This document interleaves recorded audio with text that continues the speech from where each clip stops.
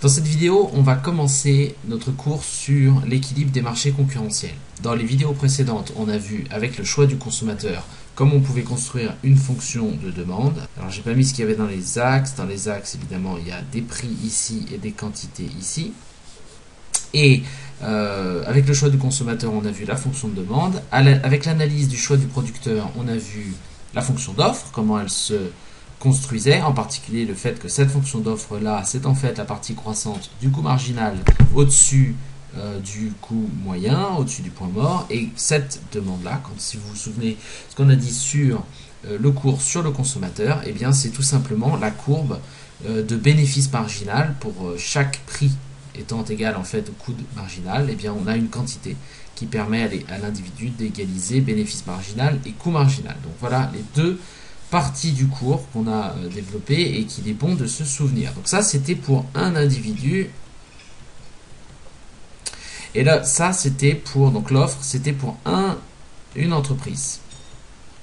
Et bien sûr le but de l'analyse de l'équilibre du marché concurrentiel, c'est de voir ici, donc dans un axe prix-quantité, une fonction d'offre ici, alors elle n'est pas claire parce que quelle couleur, donc cette fonction, une fonction d'offre ici, là vous voyez, hop, je la surligne en bleu, une fonction de demande en orange qui se rencontrent et qui vont nous permettre de fixer en réalité les prix d'équilibre fixés sur le marché. Et une fois que les prix seront fixés sur le marché, les individus pourront demander une certaine quantité, les offreurs une certaine quantité, et on va voir aussi quelles sont les propriétés générales de l'équilibre d'un marché concurrentiel. Bien. Mais on ne peut pas passer directement de l'analyse d'un individu et d'une entreprise à la rencontre entre les deux. Pourquoi on ne peut pas passer de l'un à l'autre directement? Parce que ce graphique-là, représente l'équilibre. Donc ça représente un marché, et ici, cette offre et cette demande, ce n'est pas cette demande individuelle et cette offre individuelle. Cette demande et cette offre sont des offres de marché. Donc ça, c'est l'offre de marché, et ça, c'est la demande de marché.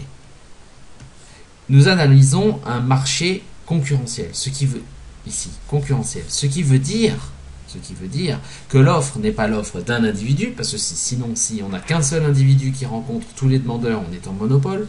Et cette demande-là n'est pas la demande d'un seul individu, parce que un marché concurrentiel, c'est plutôt la rencontre entre une multitude d'individus et une multitude d'offreurs. Donc une multitude de consommateurs et une multitude d'offreurs. Donc, pour passer de notre analyse de la demande ici, individuelle, à la construction de cette courbe de demande collective, cette courbe de demande de marché, il va falloir additionner toutes les demandes individuelles.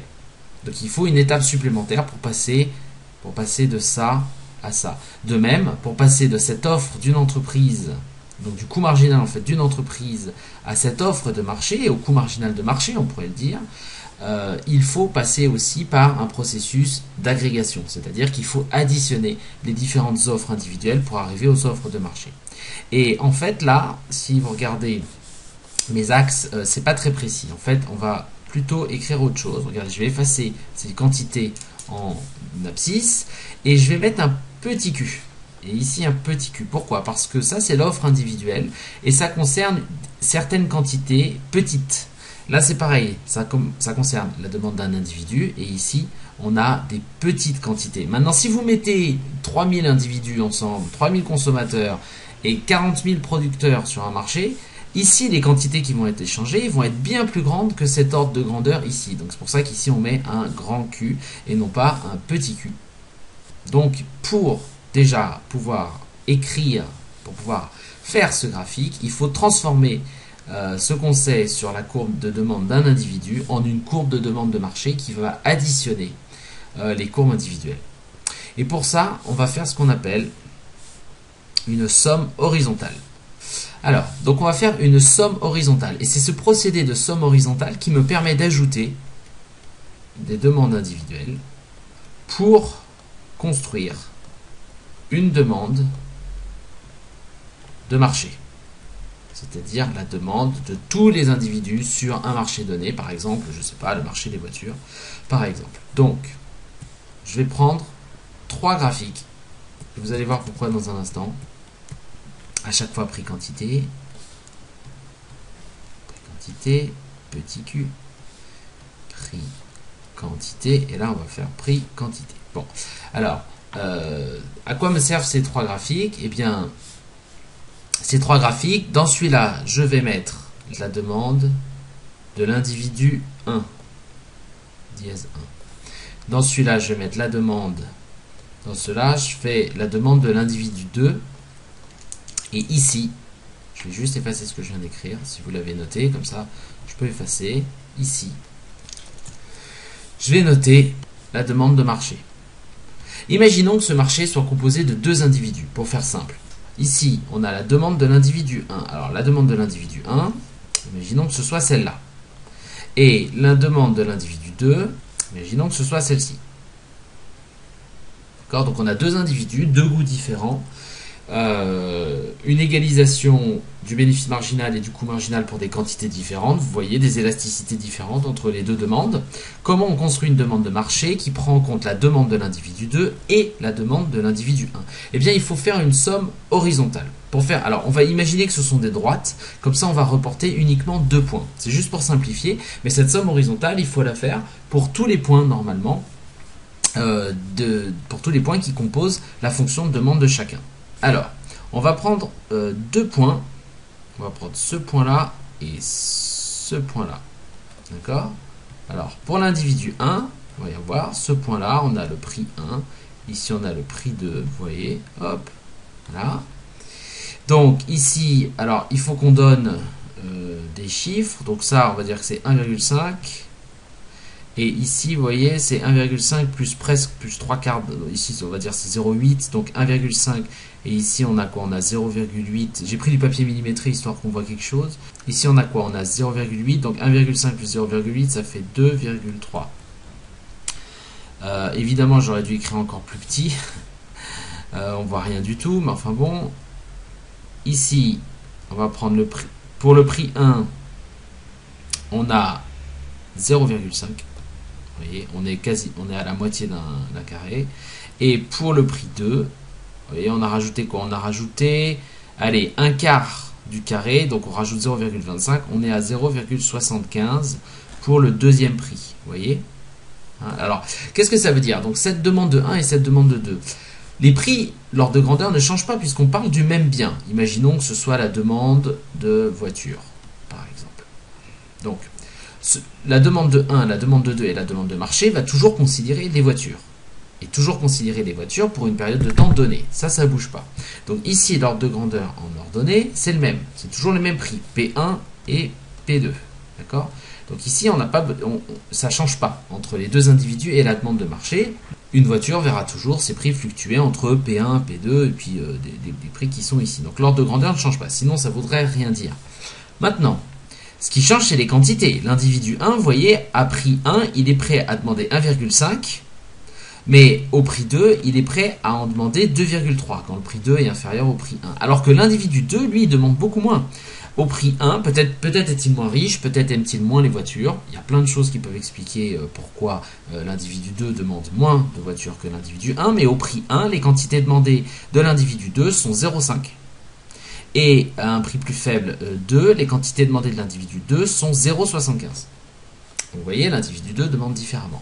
La demande de marché, c'est simplement la somme, ce qu'on appelle la somme horizontale de ces deux individus. La demande de marché, eh bien, c'est l'ajout des deux. Donc, à prix 1, l'individu 1 prend 1,5, l'individu 2 prend 0,5.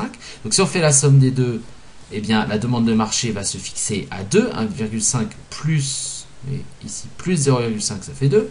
Donc ici, on va compter 2. Vous voyez, alors, c'est un peu décalé. Donc, on a quoi? On a 1. Ici, on aurait 1. Et ici, on aurait 2. Voilà. Donc, la demande de marché ici, à prix 1, en tout, les individus sur le marché demandent en tout 2. Il y en a un qui demande 0,5 et l'autre qui demande 1,5. À prix 2, un prix plus faible, l'individu 1 demande 2,3, l'individu 2 demande 0,75. Donc 2,3 plus 0,75, grosso modo, ça fait 3. Donc on va rajouter une case. Donc vous voyez, pour P2, à ce niveau de prix-là, hop, hop, on continue. Et en fait, ça nous amène à 3. Donc on peut faire une droite qui relie les deux points comme ça. Voilà, donc ça va être à peu près, ça va être la demande de marché. Donc vous voyez que la demande de marché, elle n'a pas la même pente que chacune des demandes individuelles. Et elle somme, elle recense en fait le nombre les quantités que demande à la fois l'individu 2 et à la fois l'individu 1 pour des prix donnés. Pour vous représenter comment ça se passe, imaginez-vous au milieu d'une salle d'enchères, le commissaire-priseur crie P1, donc il lance le prix numéro 1, il voit que 1 demande 1,5, que 2 demande 0,5, et donc il dit bon bah à P1, on demande en tout 2. Et il crie un autre prix P2. Il voit que l'individu 1 demande 2,3 et que l'individu 2 demande 0,75. Donc il ajoute les deux, ça fait à peu près 3. Et donc en faisant ça pour tous les prix, on est capable de construire la demande de marché. Si jamais, bien sûr là il n'y a que deux individus, donc vous voyez qu'ici on peut laisser ce petit q, c'est-à-dire on peut laisser ces ordres de grandeur, à peu près 1, 2, 3, mais si on n'avait pas eu deux individus, l'individu 1 et l'individu 2, mais si on en a vu 4 millions, et qu'on avait dû additionner toutes ces demandes, effectivement ici il aurait fallu changer l'ordre de grandeur, et au lieu d'avoir 1, 2, 3, 4 comme on a ici, 1,5, 2,5, ici on a pareil 1, 2, 3, 4, et bien 1, 2, 3, 4 ce serait trop insuffisant puisqu'on va additionner des demandes de millions d'individus, et donc il faudrait changer l'ordre de grandeur. C'est pour ça qu'en général sur le marché on n'est plus dans des grandeurs petites, donc ce petit q où ce serait 1, ici on aurait 1, ici on aurait 2, ici on aurait 3, mais l'ordre de grandeur c'est plutôt grand Q. Je préfère faire ça comme ça. Et ici, on aurait pu 1, 2, 3, mais on aurait peut-être 30 000. Ici, peut-être 40 000. Donc, vous voyez, un ordre de grandeur qui n'a rien à voir avec l'ordre de grandeur des demandes individuelles. Alors, pour sommer les offres de marché, on fait exactement la même chose. Donc, ça ne sert à rien de vous montrer. Vous avez vu, c'est le même principe. Vous prenez une offre croissante, l'offre du numéro 1, l'offre de l'individu 2, l'offre de l'entrepreneur 3, et à chaque prix, on recenserait les offres, les quantités offertes de tous les individus pour les sommer et avoir finalement cette fonction d'offre de marché. Donc voilà comment on agrège. Agréger, ça veut dire additionner. Voilà comment on agrège les offres et des demandes individuelles pour obtenir ce graphique-là des offres et des demandes de marché. Alors, ce marché, donc, recense un grand nombre d'offreurs, comme je viens de dire, et un grand nombre de demandeurs. C'est pour ça qu'on parle d'un marché concurrentiel. On va essayer d'être un peu plus précis et d'explorer les différentes propriétés et les différents postulats derrière un marché concurrentiel. Alors, quand on parle d'un marché concurrentiel, en réalité, on parle d'un marché de concurrence pure et parfaite. Qu'est-ce que ça veut dire un marché de concurrence pure et parfaite? Alors, un marché de concurrence pure et parfaite se caractérise par plusieurs hypothèses. Il y a 5 conditions. Alors, quelles sont les conditions? Il y a ce qu'on appelle l'atomicité. Vous allez voir que ces conditions, en fait, on les a plus ou moins vues dans les vidéos précédentes, en particulier dans les vidéos sur le producteur. L'atomicité, c'est quoi? Ça veut dire que chaque individu, si on prend nos individus ici, notre demandeur 1, notre demandeur 2, chaque individu est trop petit pour avoir quelconque influence sur le prix de marché. Donc ça veut dire que si on considère, j'en sais rien moi, le marché des téléphones mobiles, le fait que moi j'achète 2 téléphones mobiles cette année parce que j'aime bien les téléphones mobiles, en fait ça ne modifie pas du tout la demande collective.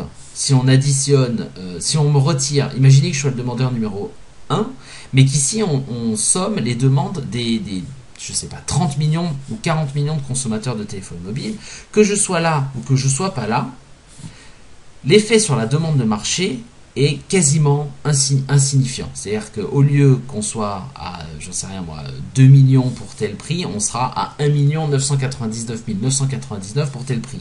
Ce qui veut dire que l'effet que moi j'ai, le fait que moi j'achète ou pas ce téléphone mobile, n'a absolument aucun impact sur la demande de marché, sur la forme de la demande de marché et sa position dans l'espace. Et donc du coup, ça n'a quasiment aucun impact sur le prix total. Vous voyez, que je sois là ou pas, ça ne change que de manière infinitésimale la position ici de la demande de marché, et donc la rencontre avec l'offre et donc le prix ne sera quasiment pas, on va dire qu'elle ne sera pas modifiée.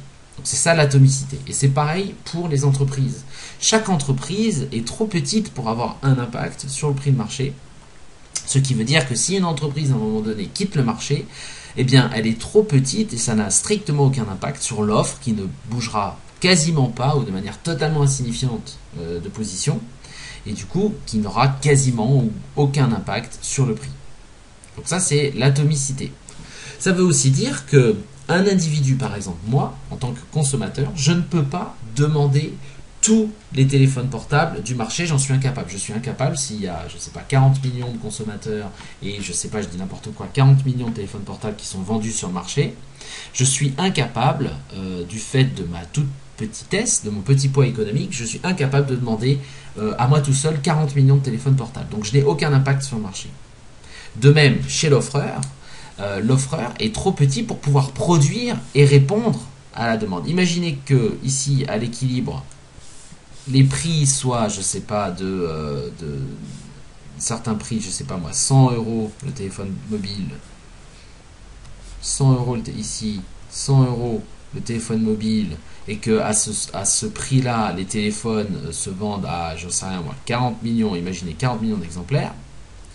Ça veut dire que 40 millions d'exemplaires, aucune entreprise, ici c'est la production de toutes les entreprises ou de tous les magasins, si vous voulez, de téléphones mobiles. Aucune entreprise n'est capable de produire à elle seule 40 millions. Donc c'était le même problème pour les kebabs. Si vous êtes un entrepreneur concurrentiel sur le marché des kebabs, vous êtes incapable en fait en tant que restaurant de répondre à toute la demande d'une rue, parce qu'il y aurait beaucoup trop de monde. C'est donc ça un marché concurrentiel, des offreurs et des demandeurs qui sont trop petits, des demandeurs trop petits pour prendre toute l'offre disponible et des offreurs trop petits pour répondre à toute la demande. Et ça, c'est, je trouve, une condition très importante parce que on voit un peu à quoi ça ressemble. Si on n'est pas en atomicité, eh bien on va au contraire analyser d'autres situations comme l'oligopole, le monopole, le monopsone, mais ce sont d'autres propriétés qu'on verra plus tard dans d'autres vidéos.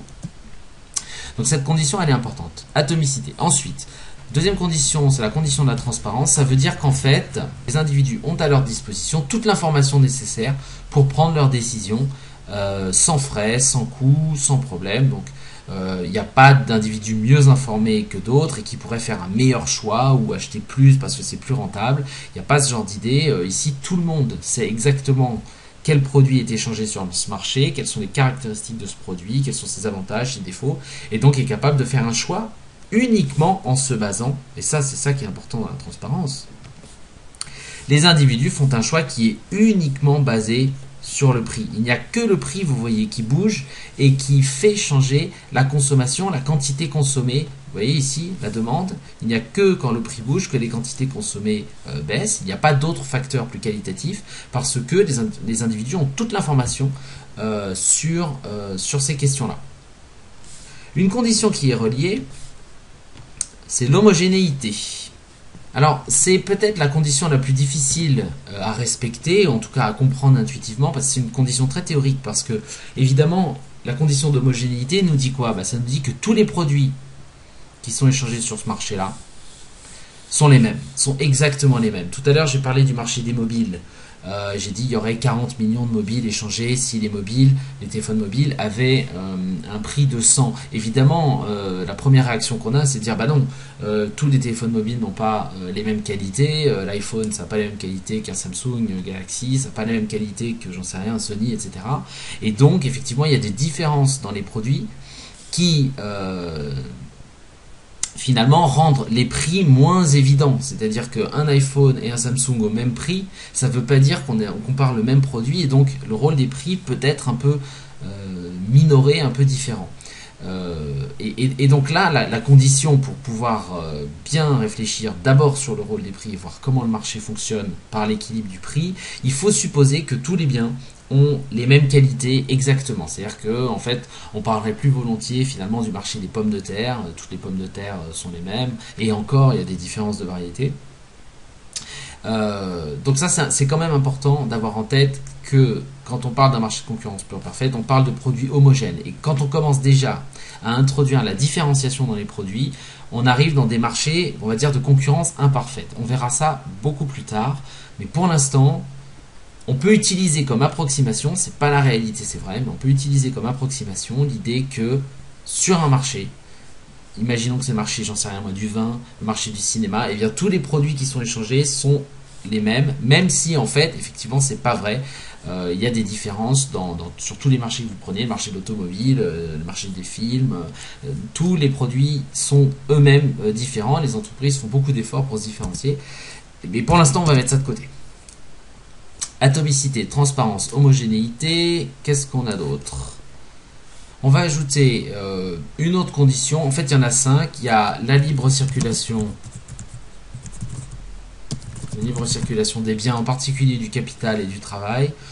Bon, pour l'instant, et vu ce qu'on a fait, je pense que c'est pas très nécessaire d'en parler, même si c'est une condition importante. En fait, c'est pas des biens, c'est les facteurs de production.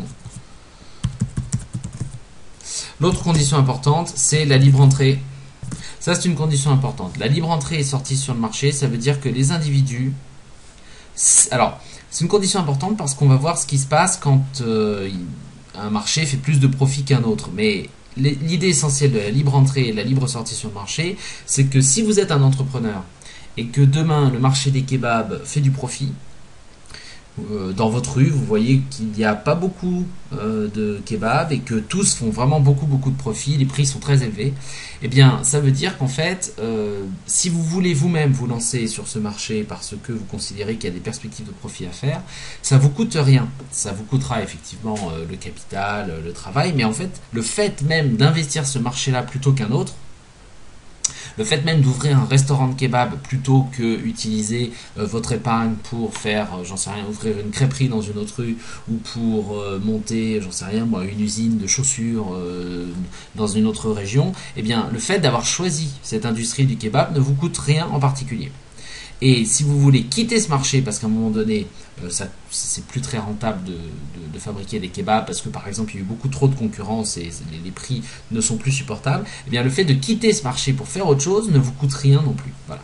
Ça, c'est un certain nombre d'hypothèses qui nous permettent d'éviter de discuter sur des choses autres que celles sur lesquelles on va discuter, à savoir le rôle des prix, ici vous voyez le rôle des prix pour équilibrer les quantités qui vont être échangées entre d'un côté les demandeurs et de l'autre les offreurs.